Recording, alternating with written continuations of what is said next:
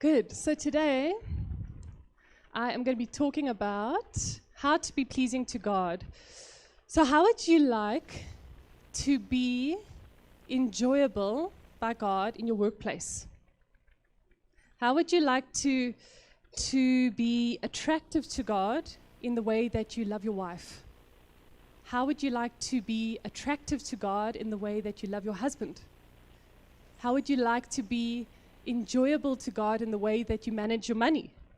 In the way that you tithe, what you tithe, if you tithe? How would you like to be enjoyable to God in the way that you study? In the way that you watch TV? I mean, all of us would love God to say, I take joy in being with you, right? So how would you like to be in a position where whatever you do, whether people see you or they don't see you, whether you're driving and you hit a pothole in the middle of the road and you get stuck behind that taxi, you know, that taxi like finds its way in front of you every morning. So when nobody's watching you, how would you like to then be pleasing to God? When no one's watching and when everyone's watching, when you're in church and when you're not in church, how would you like to be pleasing to God? I know I would love to be pleasing to God. I want to be pleasing. I want to be enjoyable to God. I want God to be enjoying my company, you know, enjoy my coming to Him and sitting with Him. And I think all of us do. And that is what I'm going to share today. That's the title of our message today, is how to be pleasing to God, how to be attractive to God. Okay, so I'm going to look at 3 different points. 3 points. The first point is where to start. So where do we start to be pleasing to God? The second point, how do we live to be pleasing to God? And the third point, what to remember in order to be pleasing to God. So let's look at where to start. Can you turn with me to Hebrews? I'm going to be dabbling around the book of Hebrews. It's an amazing book, and there's a specific chapter called chapter 10 and 11. It's actually over 2 chapters, which is all about faith. You see, we've been doing a series on faith in this church, and it has been the most enlightening thing to me. So I'm going to be reading from Hebrews 11, verse 6. It says this. Everybody with me? In billions of Bible turning pages. It says this. Now faith is the substance of things hoped for, the evidence of things not seen. That's faith. That's number 1. But I'm reading from number 6 here. But without faith, it is impossible to please Him, God. For he who comes to God must believe that He is, and that He is a rewarder of those who diligently seek Him. I'm going to read it one more time. But without faith, it is impossible to please God, Him. For he who comes to God must believe that He is, and that He is a rewarder of those who diligently seek Him. So I want to just look at the word pleasing quickly before I move from here. The word pleasing is actually a Greek word, okay? And it means this, to be fully accepted, okay, in every way, to be well-pleasing, to be attractive. That's what this word, when the author of Hebrews wrote this specific verse, he used all of those explanations around. When he said pleasing, he meant well, completely pleasing in every way, accepted in every way, warts and all, okay, in our context. And I want you to just walk with me a little bit. Just imagine with me that there's a door, right? Imagine a door. And this door, let's call this door a name. We're going to call this door a name. It's going to be called the door, the be pleasing to God door. Okay? Imagine there was a door and it was the be pleasing to God door. And when you walk through that door, you get a be pleasing to God reward. All right? Stay with me. So if we were to open the door, the key, according to this verse, would be faith, right? The key to open the door is faith. Now, how do we get the key? Okay? If you're going to start my car, you've got to come and get the key from me, right? So that you can start my car. So how do we get faith? Well, I'm going to tell you that it's in this verse as well. Isn't that wonderful? It says, we get the key when we draw near and we seek Him. We get the key when we draw near. So, we draw near and we seek Him, and that gives us the key, and the key to unlock the door. So for those of you who are mathematically minded, any mathematically minded people who like equations? Okay, I'm going to show you a beautiful equation. That's about 1%. Don't worry, I'm going to make algebra super simple right now. Okay, so if we had 1 times draw near plus seeking God out, then the answer would be receiving the gift of faith, right? And that key, that faith, would take us to the ability to unlock the door that opens the door for us to be pleasing to God. Yes. Okay, so this is really my question around being pleasing to God is, are you seeking God out?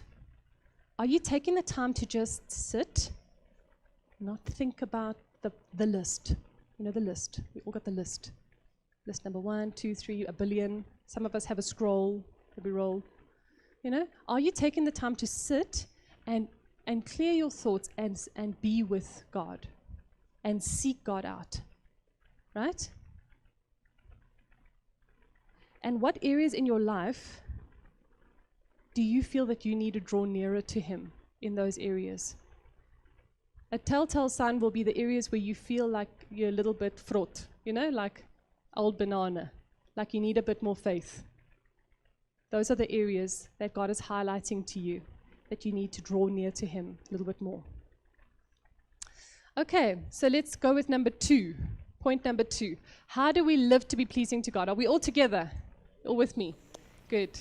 All right, let's go to Genesis 6. Don't know if you guys heard about that guy called Noah. Built a boat or something, hey? Okay. I'm going to read from Genesis 6. I'm going to read from verse 9. Genesis 6, verse 9. You guys can all turn there with me. Right, we're there. This is the genealogy of Noah. Noah was just a man, perfect in his generations. Noah walked with man. Noah walked with animals. Well, eventually he did. Noah walked with God, right? He walked with God. Can you imagine somebody writing that about you? Hey? I think that's amazing. One sentence, Noah walked with God. It talks about the character of the man, hey? The first thing they mention about Noah is that he walked with God. It's like wild. And Noah begot 3 sons, Shem, Ham, and Japheth. Japheth, okay? The earth was also corrupt before God, and the earth was filled with violence. So God looked upon the earth, and indeed it was corrupt, for all flesh had corrupted their way on the earth. Over the page. Okay, now the ark is prepared. I think this is the most insane thing ever that happened. And God said to Noah, the end of all flesh has come before me, for the earth is filled with violence through them, and behold, I will destroy them with the earth. Make yourself an ark of gopher wood.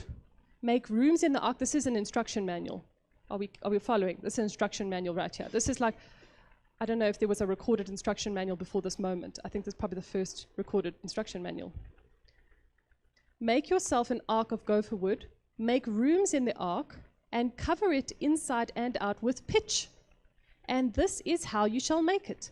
The length of the ark shall be 300 cubits, its width 50 cubits, and its height 30 cubits. You shall make a window for the ark, and you shall finish it to a cubit from above. And set the door in the ark. God is quite specific, okay?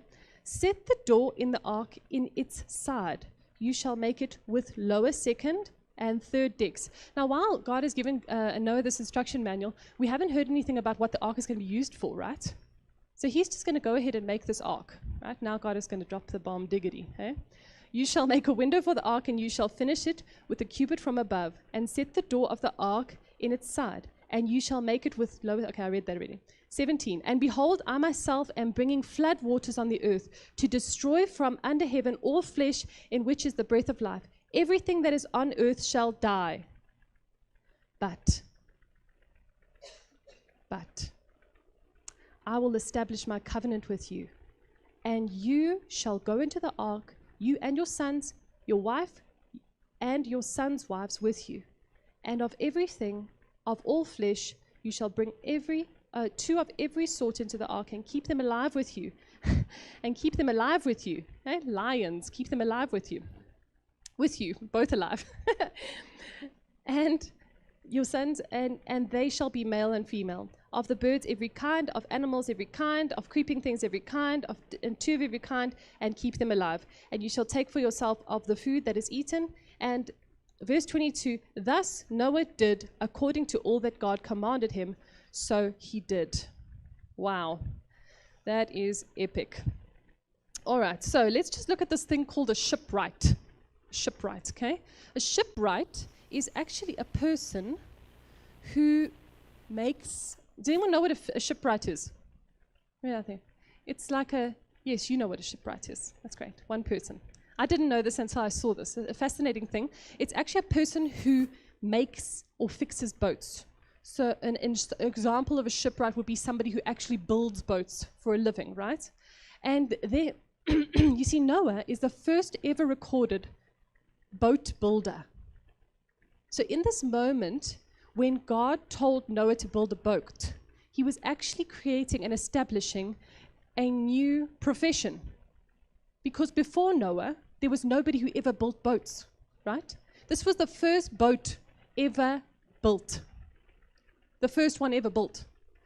So this is what the question that dropped into my heart when I was looking at this verse was, are there areas in my life, are there areas in your life where God has asked you to do something that you have never seen done before? Because it's easy to do something if we've got a precedent, right? If it's been done before, we say, well, they did that, I suppose I could follow that, you know? Pinterest, if I make my house look like this picture, it will look like this picture. But in this case, it took enormous faith, and that's why it was so important that Noah walked with, because he had to hear so clearly how to make something that had never existed before, right? And an ark, I'm not talking about like a on your lonesome, you know, like he built a 3-story boat, ark, which he put like animals inside, right? And he lived inside this ark. Insane. All right, so now that we've established that he was the first shipwright and that he created a new profession, I would like to just summarize. I want to summarize what is going on with Noah. So we're looking at Noah. He walks with God and he draws near. That ties into our first point, is how. What is our first point? Where to start. And we understood that starting is actually about drawing near to God, right? So this is what Noah did. He drew near to God and he walked with God, right? And then he hears God. God speaks in his ear and gives him an instruction manual on how to build an ark and makes him into the first shipwright that ever was. Okay? So he actually builds something completely new, and God just decides, well, I'll just create a new profession, and this is what it will be, and you will be that. It's quite exciting, you know? Quite exciting. And then Noah follows God's directions, and it says that the people ridiculed him. Of course they ridiculed him because they thought he was insane. Like, where's all that water going to come from, and what is that anyways? They'd never seen anything like that before. It was completely unprecedented, had never happened before. Okay? And then Noah does the impossible, and in turn he starts a new profession called a shipwright, and in turn he saves all of the animals on the earth. And also, because he walked with God, God saved his wife, God saved his kids, God saved their wives. And they go on to repopulate the whole earth, which is the most amazing thing. So why am I reading this to you? Remember I said keep your finger in Hebrews, that great faith chapter. Hebrews 10 verse 38. Let's read it together.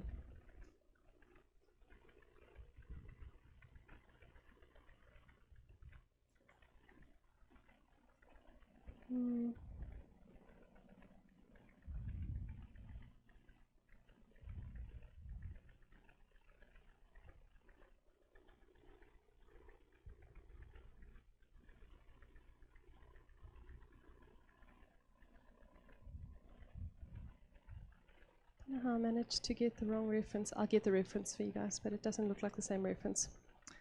I'll find the reference in Hebrews 10:38. All right. My righteous one shall live by faith, and if he shrinks back, my soul has no pleasure in him. Right? Shrinking back, my soul has no pleasure in him, God says. So what is that? That's a warning, right? But we are not of those who shrink back and are destroyed. This is what the next verse says. We are not of those that shrink back and be destroyed, but of those who have faith and preserve their souls. So it's almost like God warns us in the first one to say he'll take no pleasure in us if we're not going to raise our faith. But in the second one, he gives us a promise where he says that we are not of those that shrink back and destroyed, but we are of those that have great faith and that preserve our souls. So how do we live in a way that's pleasing to God where we don't shrink back? Like Noah, he didn't shrink back, right? He didn't just go in like a mole in the hole and say, no, I don't know what you're talking about. That's crazy. No, he believed in God because he walked with God and he stepped forward. He didn't shrink back, he stepped forward. So how do we shrink back? How do we not shrink back as people? Well, we come here and we fellowship with one another, right? Because when we're here, we intertwine our faith and it grows. And how do we intertwine our faith? We share testimonies of what God is doing, and it grows our faith. It grows our expectation of what God can. Oh, if he did it for them, he can do it for me, right? We come to prayer meetings. We worship with our full hearts. We give to God with our full hearts. We go and we meet together in houses. We call them small groups here in our church. We meet together in houses. All of this establishes faith. We have one-on-ones with God every morning. Better to do it before when you go to work, because you get filled with faith. You get filled with his presence before you go to work. Then you've got something that you can pour out over other people as well. There's so much hopelessness around us, hey? We have to be filled with God's presence all the time, and that is how we don't shrink back.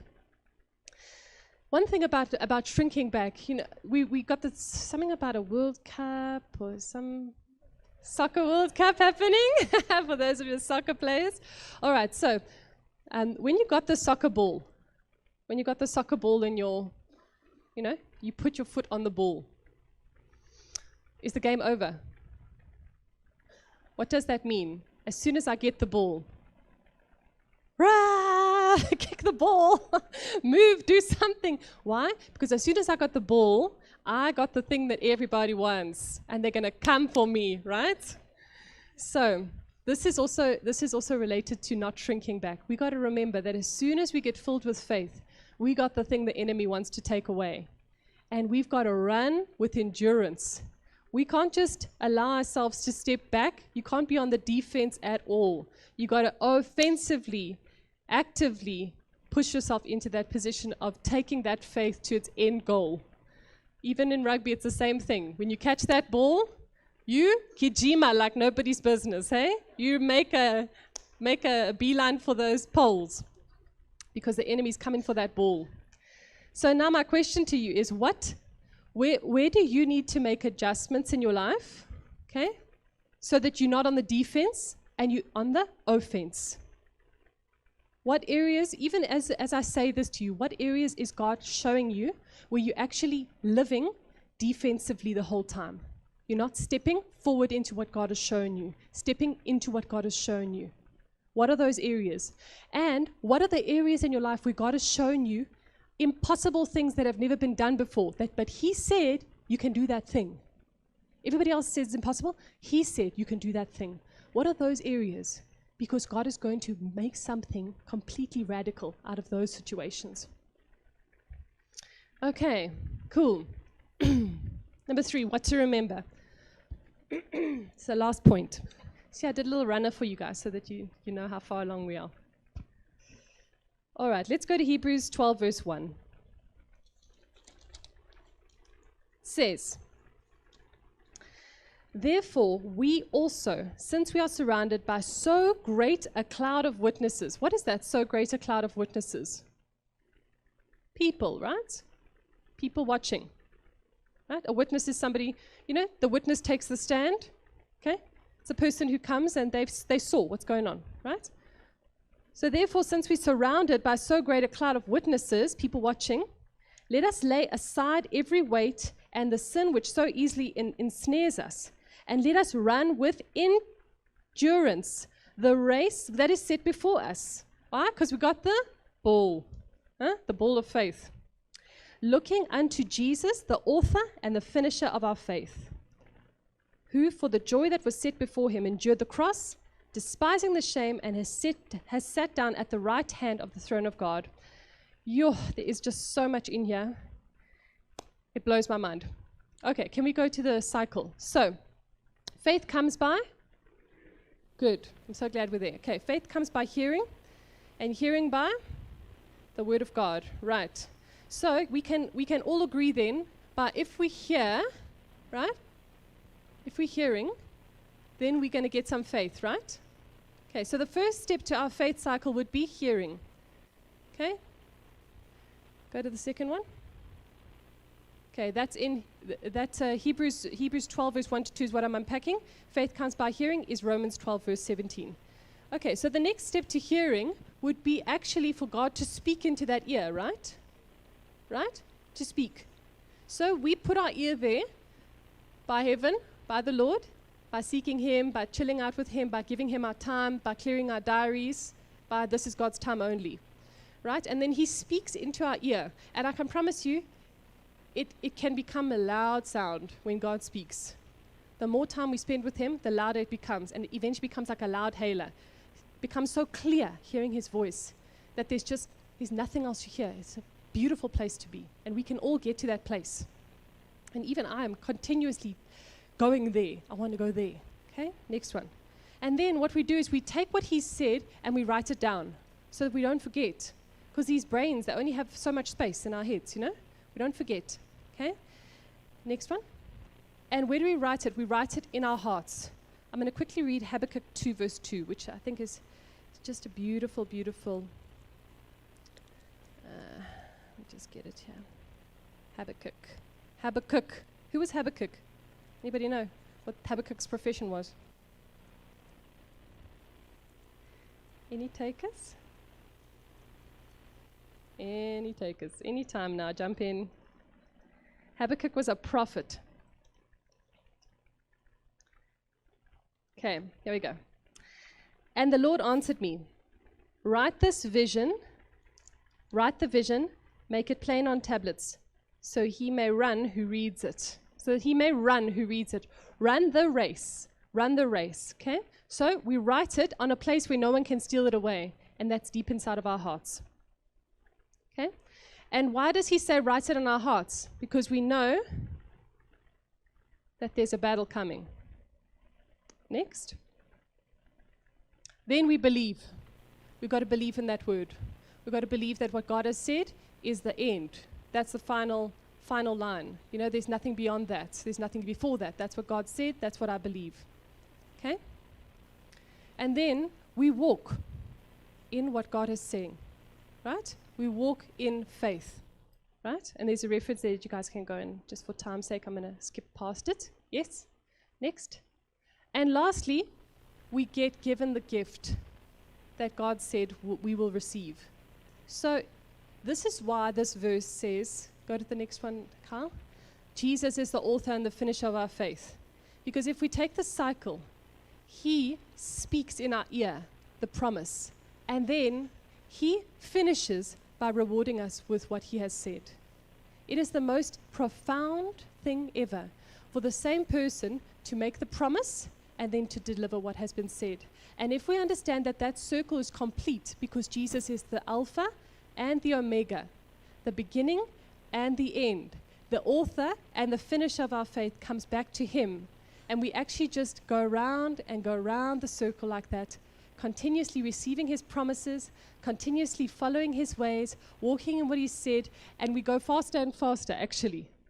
The faster we go, the more faith we get, and the more wonderful it is to see his promises. And it's almost like, I don't know if you guys have experienced when you hear lots of testimonies, suddenly it's like, just so many testimonies, one after the other, one after the other. It's because our faith gets greater. We hear God's voice, we raise our faith, he fulfills what he said. Faith rises. He speaks. We hear, we walk, he fulfills. Faith rises. The circle just, it's wonderful. Okay, so let's just recap. Oh, sorry, I just wanted to read 1 Corinthians before we recap. We're almost done. 1 Corinthians 16, verse 13 to 14. Turn there with me. 13 to 14. It says this. Oh, this is so good. Watch, stand fast in the faith, be brave, be strong. Let all you do be done with love. So what does it say? Watch. Kyk daar, né? Don't close your eyes. Stand fast in the faith. What is standing fast?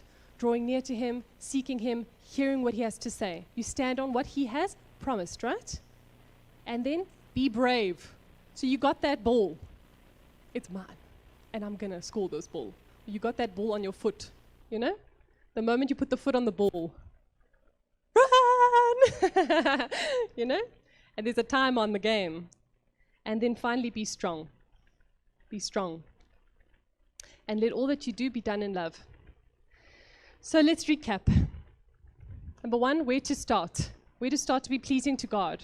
We've got to seek God, right? Number two, how do we live to be pleasing to God? Don't be not of those that shrink back, yes. And lastly, what to remember when seeking God? We need to remember God's words. We need to endure. And lastly, we need to fight for what God has said to us. Because people will come and say, what's an ark anyways? What are you doing with all that wood? You know, ooh, the lions are going to chow you in that boat. Huh? We have to remember what God has said in those moments. All right, so can we all close our eyes? I want you guys to just think in your mind, what is your daily routine? Just walk yourself through your daily routine. You wake up, have a glass of water maybe, walk downstairs, you have a coffee, kids wake up, I don't know, maybe your kids wake up first, you're putting on clothes, you're putting on your outfit for the day, brushing your teeth, doing all the things that you do. Walk yourself through your day. Okay. Where is the place in your day where you make an incision in that day and open up a spot for God to be in that space? Ask God to show you where He wants to be in your day. See your day like a series of events. Where does God want you to put the time that is belonging to Him?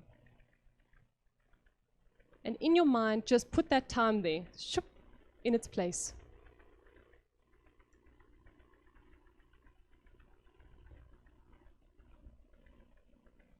Always remember that spending time with God and that connection with Him is not a once-a-day thing. There can be a series of slots in your day where you just connect with God. You just connect with Him. I'm talking about a 2-minute connection, a 3-minute connection, 15-minute connection, where you just connect with God. Maybe it's before your lunchtime. Maybe it's just before you go back to work after lunch. Maybe it's just after your first break at school. Maybe it's somewhere during university time. Maybe it's at your work, where you just take a toilet break and you go and have a little convo with God. Where you just top up your faith and you ask Him to speak to you. Because God is waiting to give you the strategy for the day. God is waiting to give you the answer to that difficult moment at work. God is waiting to give you the answer to radically change the way that you are getting things done in your day so that you save time. God is waiting to speak to you about how to talk to your family member about that difficult thing. God is waiting to help you to lift that burden off your shoulders and give you his peace.